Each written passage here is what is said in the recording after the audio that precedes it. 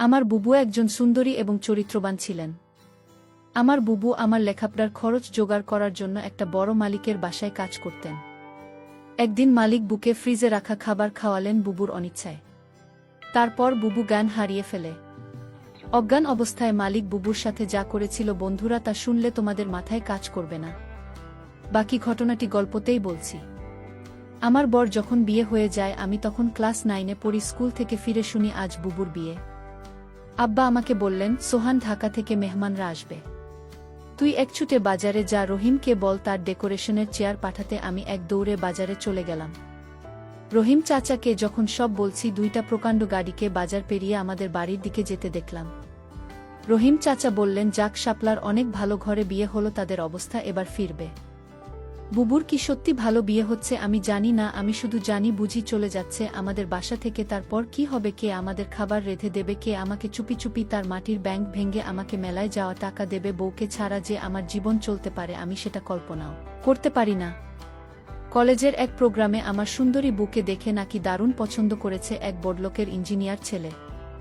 তার চাপে পড়ে তার পরিবার রাজি হয়েছে এই বিয়েতে, নইলে আমাদের মতো মধ্যবিত্ত ঘরে এত বড় আপনি হওয়ার কথা না। সবাই বলাবলি করছে বুবুর কারণে এবার আমাদের ভাগ্য ফিরবে। আমার জন্মের সময় আমার মা মারা যান, বয়স তখন 8। আমার স্কুল শিক্ষক বাবা আর বিয়ে করেননি।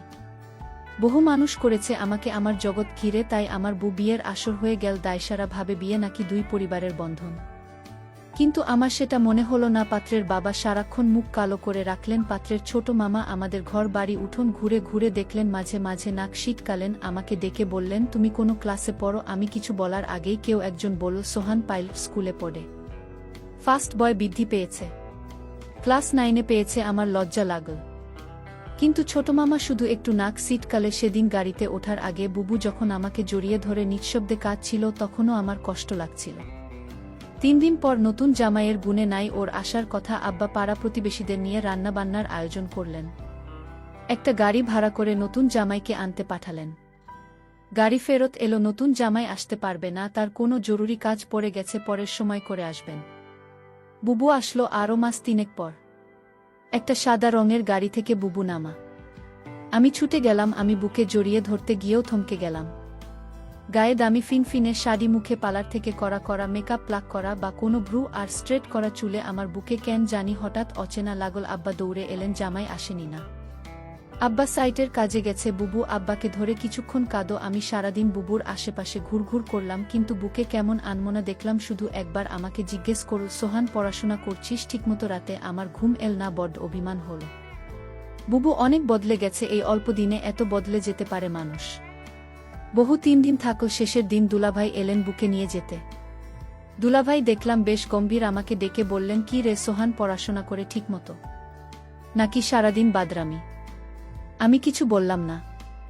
দুলাভাই আসার পর থেকেই বুবুর মুখটা কালো হয়েছিল, কারণ ও দেখলাম তার আমাদের সামনেই কপাল কুঁচকে 2বার বুকে ধমক দিলেন দুলাভাই। বুবু চলে যাওয়ার পর সেই রাতে আব্বা আমার ঘরে এলেন। অপরাধীর গলায় বললেন, সোহান তুই তো অনেক বড় হয়ে গেছিস। বলতে তো আমি কি কোনো ভুল করলাম? আমি হয়তো সত্যি বড় হয়ে গেছি। মনের কথা চেপে বললাম, কেন সেটা বলছেন? বুবু অনেক ভালো আছে, কিন্তু আমি ঠিক জানি আমার বড় ভালো নেই। বুবুর হাতে কালশিটে দাগ দেখেছি। আমার হাসি খুশি বুবু কেমন গুটিয়ে গেছে মাত্র 3 মাসে। এর ঠিক 1 বছরের মাথায় আব্বাজান মারা গেলেন। আমি একা হয়ে গেলাম। পাড়া প্রতিবেশীরা বুবু দুলাভাইকে চেপে ধরলেন আমাকে নিয়ে যাওয়ার জন্য। বুধ কণ্ঠা নিয়ে দুলাভাইয়ের মুখের দিকে তাকান। দুলাভাই কিছুক্ষণ ভেবে বললেন, সোহান চলুক, কাজে লাগবে অনেক। কাজেই আমি আমার বই খাতা নিয়ে বুবুর বাসায় উঠলাম। দুলাভাইয়ের পোস্টিং তখন আমাদের গ্রামের কাছেই শহরে। ছোট ছিমছাম 2 রুমের বাসা। আমি এক রুম ভাগে পেলাম। শহরের একটা স্কুলে ভর্তি হলাম। দুলাভাই চাকরির পাশাপাশি কন্ট্রাক্টরের ব্যবসা করতেন। একদিন আমাকে বললেন তার সাইটে গিয়ে কাজ তদারকি করতেন। আমার স্কুলের ক্লাস মিস হতে লাগল। আমি বইখাতা নিয়ে কাজের সাইটে চলে যেতাম। সারাদিন কাজ শেষে বাসায় ফিরে খুব ক্লান্ত লাগত। আমার রেজাল্ট খারাপ হতে শুরু হলো। বুবু একদিন ভয়ে ভয়ে দুলাভাইকে বলল, সোহান ভালো ছাত্রর পড়াশোনার ক্ষতি হচ্ছে না তো? দুলাভাই তেতে উঠলেন, গরিবের ছেলে, খেতে খেতে হবে, পড়াশোনা করে কি হবে, যতটুকু দরকার ততটুকু শিখলেই হবে। বুবু তাড়াতাড়ি বলে উঠলেন, ঠিকই তো সোহান, পড়াশোনা করে প্রতিষ্ঠা পেতে সময় লাগবে। তুই দুলাভাইয়ের সাথে কাজ শেখা, অনেক কাজে লাগবে। আমি বুবুর কথায় অবাক হয়ে গেলাম, এই বুঝিয়ে আমাকে তৈরি করেছে, সবসময় বলতো পড়াশোনা করে একদিন অনেক বড় হতে হবে। পড়াশোনা ছাড়া আমার আর কোনো কাজ নেই। আজ কত পরিবর্তন! আমি দুলাভাইয়ের সাইটে কাজ দেখতে লাগলাম। ক্লাস 9-এর এক কিশোরীর জন্য নিশ্চয়ই খুব সহজ কাজ না, কিন্তু আমি শিখতে লাগলাম, সাথে পড়াশোনা করতাম। সাইটে সাইটে লোকজনের কাছে খবর পেতাম দুলাভাইয়ের কর্মকাণ্ড নিয়ে। দুলাভাই আরও কয়েকজনের সাথে প্রেম করে বেড়ায়। আমি টের পাই, মাঝে মাঝে বুবুর চাপা কান্নার আওয়াজ পাই। সকালে কিছু কিছু দিন বুবুর হাতে নতুন কালশিটে দাগ বুঝতে চেষ্টা করে আমি বুঝেছি দুলাভাই বুকে অন্যায় অত্যাচার করে আমার বুবু অনেক বদলে গেছে। আমার মনে হয় আমাকে নিয়ে বুধবারই অস্বস্তি বোধ করে কেমন পালিয়ে বেড়ায়, দেখা হলে ঠিকমতো কথা বলে না। মাঝে মাঝে দুলাভাই বুকে পালার থেকে সাজিয়ে পার্টিতে নিয়ে যায়। আমার অবাক লাগে। তবুও একটা দিন যখন বাসায় দুলাভাই থাকে না, হঠাৎ সেই পুরনো দিনের মতো তবুও তেল নিয়ে বলে, সুহানাই তোর মাথায় দিয়ে দিই। আমার চোখে পানি আসে, আমি লুকাবার চেষ্টা করি। একদিন অনেক রাতে ফিরে দুলাভাই আমাকে ঘুম থেকে ডেকে তোলেন। আমি জেগে দেখি দুলাভাই প্রচণ্ড রেগে আছে। আমাকে বললেন, হারামজাদা, তোকে আমি সাইট দেখতে যাচ্ছি আর তুই সেখানে পড়াশোনা করিস। আমি চুপ করে দাঁড়িয়ে রইলাম। হঠাৎ করে দুলাভাই আমার চুলের মুঠি ধরলেন, বলার, সাইট থেকে 1 লক্ষ টাকা চুরি করেছে কে, নাকি তুই করেছিস? আমি অবাক হয়ে গেলাম। সাইটে টাকা পয়সা সংক্রান্ত কোনো কিছুর সাথে আমি জড়িত না, আলাদা অ্যাকাউন্ট আছে। তবু বললাম, আমি কিছু জানি না। দুলাভাই, তুই জানিস না? কেন জানিস না? তুই এর সাথে জড়িত শিওর? আমার খেয়ে আমার সাথে বাজি?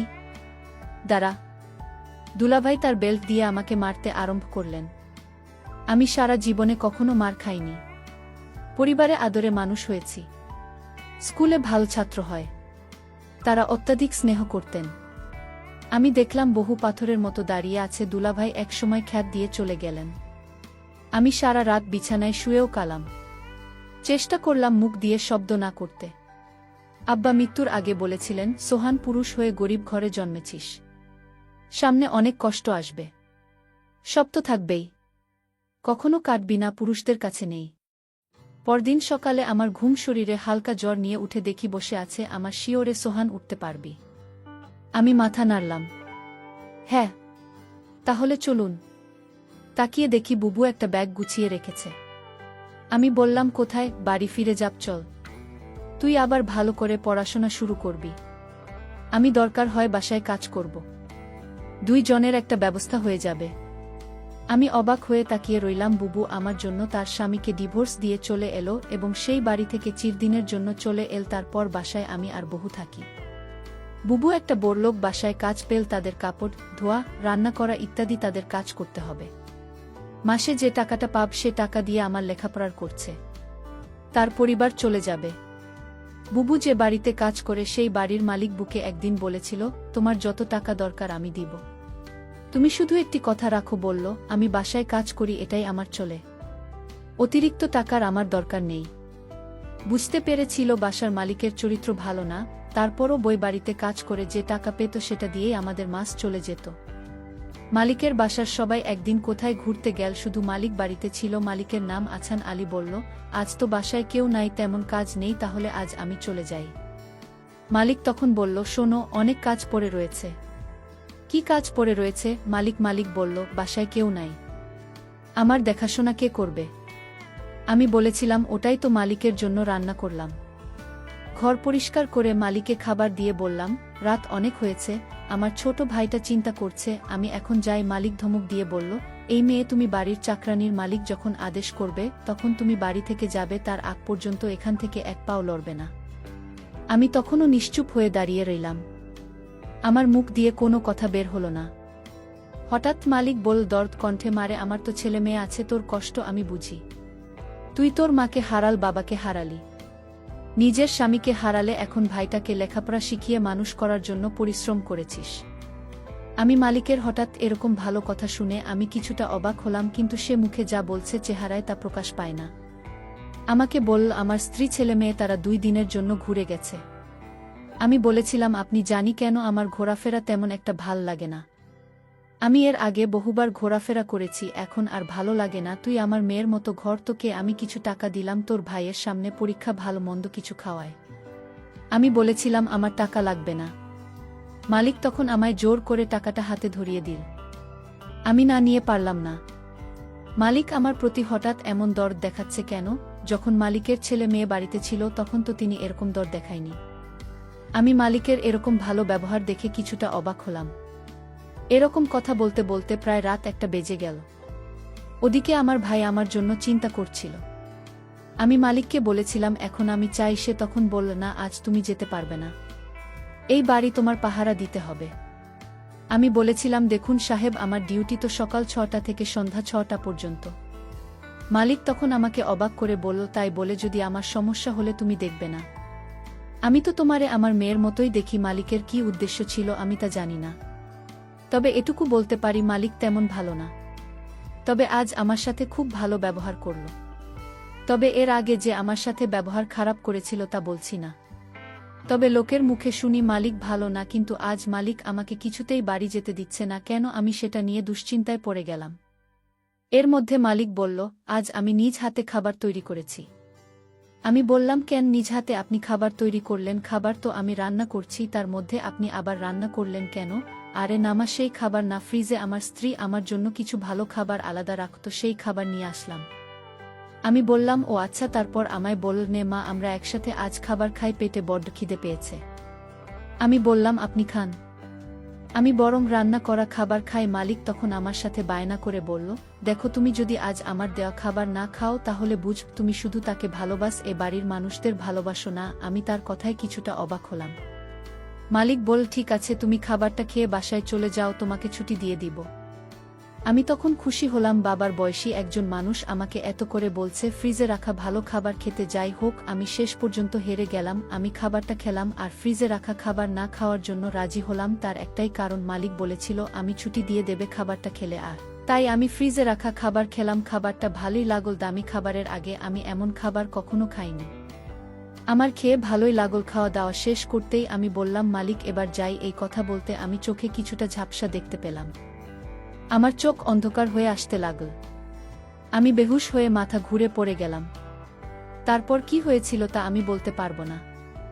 আমার পরের দিন দুপুরে জ্ঞান ফিরে আমি জেগে দেখি আমি হাসপাতালে কেবিনে শুয়ে আছি। আমার ছোট ভাইটা বলল, বুবু তোমার কি হয়েছিল? আমি আমার ছোট ভাইকে জিজ্ঞেস করলাম, আমি এখানে কিভাবে এলাম? ছোট ভাই আমাকে বলল, বুবু আমি তোমার জন্য অপেক্ষা করতে করতে কখন ঘুমিয়ে পড়লাম। আমি বলতে পারলাম না, কিন্তু আমার সকাল সকাল ঘুম ভাঙার পর আমি তোমার রুমে গিয়ে দেখি তুমি বাসায় ফেরেননি। আমি তখন দৌড়ে তুমি যে বাড়িতে কাজ করো সেই বাড়িতে গেলাম। গিয়ে দেখি তুমি মালিকের ঘরে অজ্ঞান অবস্থায় শুয়ে আছো। তারপর মালিককে আমি জিজ্ঞেস করলাম, আমার বর কি হয়েছে? সে বলল, ঘুমিয়ে আছে, কি আর হবে। তবে তোমার বুবুর মনে হয় প্রেশার কম হয়ে গেছে, তাই ক্লান্ত হয়ে শুয়ে আছে। আমি বলি কি, তোমার বুকে হাসপাতালে নিয়ে একটা সেলাই দাও, তাহলেই সব ঠিক হয়ে যাবে। টাকা যা লাগে আমি দিয়ে দিচ্ছি। তখন মালিক আমাকে 5,000 টাকা দিয়ে বলল, যাও তোমার বুকে হাসপাতালে নিয়ে যাও। আমি তোমাকে হাসপাতালে নিয়ে আসার পর ডাক্তাররা বলল পরীক্ষা করতে হবে। ডক্টর বলল, তোমার প্রেশার কমে যায়নি, তোমাকে খাবারের সাথে কিছু মিশিয়ে তোমাকে অজ্ঞান করা হয়েছে। তারপর ডাক্তার বলল, মেয়েটি তোমার কি হয়?